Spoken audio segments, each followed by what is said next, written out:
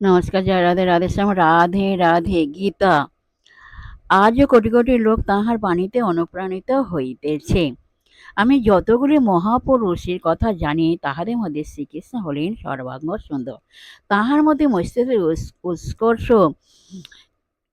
হৃদয়বর্তা ও কর্মনৈপুণ্য সমভাবে বিকশিত হইয়াছিল। তাহার জীবনের প্রতি মুহূর্ত নাগরিক, যোদ্ধা, মন্ত্রী অথবা অন্য কোনো দায়িত্বশীল পুরুষের কর্মপ্রবণতার প্রাণবন্ত।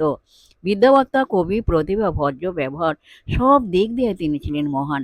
গীতা অন্যান্য গ্রন্থে এই সর্বাঙ্গীন ও বিস্ময়কর কর্মশীলতা এবং মস্তিষ্ক ও হৃদয় অপূর্ব সমন্বয়ের কথা ব্যাখ্যাত হইয়াছে।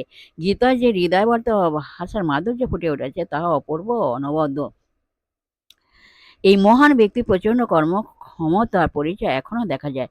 ৫,০০০ বছর অতিবাহিত হইয়াছে, আজও কোটি কোটি লোক তাঁহার বাণীতে অনুপ্রাণিত হইতেছে। জয় রাধে রাধেশ্যাম। রাধে রাধে। নমস্কার।